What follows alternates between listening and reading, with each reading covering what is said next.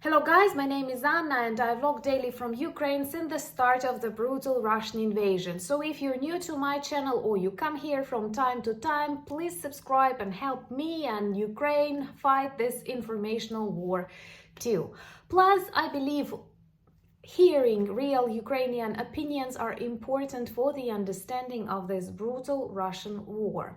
And today is one of the videos where I want to demonstrate you the difference that exists in approaches that Ukrainian and Russian military use when choosing their targets. Honestly, of course, I'm super satisfied that finally I talk about targets not just on Ukrainian territory, but also on Russian territory. And this is a very important signal that after a year and 7 months of this war, Russia is losing not just ideologically as it was from the very start of this war, but also militarily. I hope I've used the right word.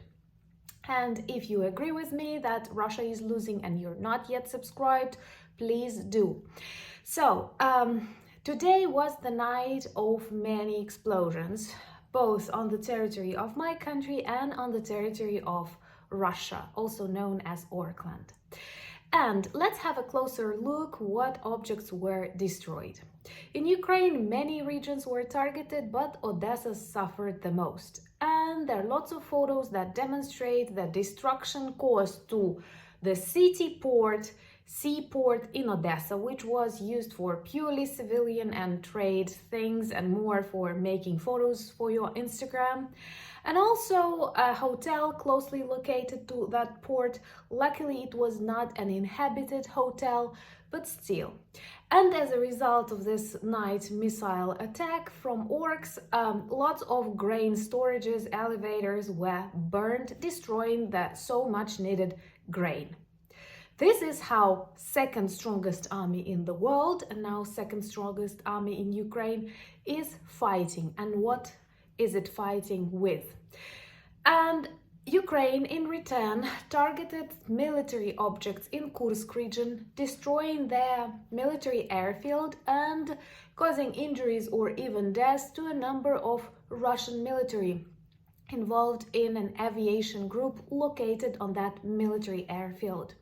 Recently, we have destroyed the headquarters of Russian Black Sea Navy in Sevastopol, and what is even more important, we have destroyed the largest and the most important, vital for the protection of Russian military on the temporarily occupied Crimea, complex Triumph, that was used both as an air defense and as a very ugly and traumatic way to shoot Kherson, Mykolaiv and other stuff.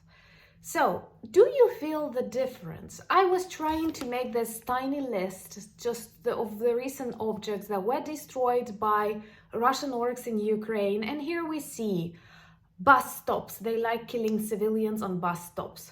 They like burning grain storages, so they fight with elevators. They also like targeting hotels. Recently, they burned one in Cherkasy, and I was staying in Lublin, which is Poland, during that time in a hotel, and I had this very weird feeling, like this is cognitive dissonance or something, when you realize that, like, okay, any hotel in Ukraine is a dangerous place as long as Russia is treated the way it is. It is a terrorist state that must be stopped. Once again, if you agree with me, please subscribe and help share the videos that you consider important. And also, thumbs up if you agree with me and you are an old-time friend of the channel.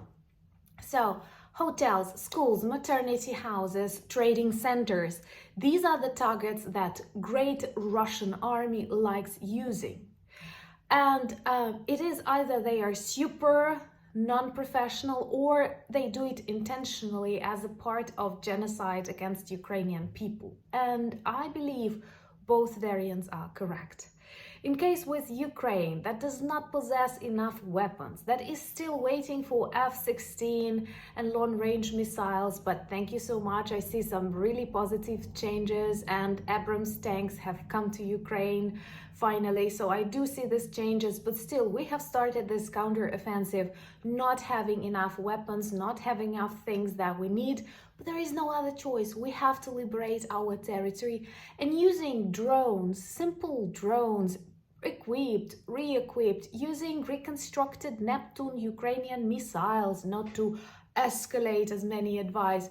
We target their military objects, and we are able to destroy things that just real targets in this war, and that help prevent Russian attacks on Ukraine, that help clean our territory from invaders. And I want you to feel this difference and speak about that in your communities, because some people get tired, and I believe that you cannot be tired during war. As Operator Starsky said in the interview we had, like, if you are tired at war, you are dead. So we don't have this luxury to be tired, but please feel the difference. Ukrainians being invaded, being offended, being killed by Russians, we still keep our morale high, and we do not attack their schools or hospitals. We attack military targets. We do our best. We break the bridges, we break logistic chains, but you can clearly see it is professional from this military perspective. And what do we see with Russian orcs? Hotels, grain elevators, bus stops, trading centers. They are terrorists, guys. They are real terrorists, and I don't know why so many people around the world are still looking for a solution, how to save Putin's face, how to negotiate and agree in between. You know, I like repeating this very sarcastic joke when people who inspire Ukrainians to negotiate make us talk, and Russians say, we want to kill every Ukrainian. Ukrainians answer, well, we want to survive, and the negotiator advises, well, you have agreed somewhere in between, you have to compromise. For Ukraine, any compromise means more death and more destruction. Putin has to be stopped. He will not stop himself. The same is about millions of Russians that hooray this war, that like watching it, and that enjoy the destruction of Ukrainian objects, contrary to Ukrainian military, who even before targeting lots of Russian military objects, when capturing their prisoners of war, always ask and always give a chance to survive before eliminating the enemy. And I'm proud to be Ukrainian.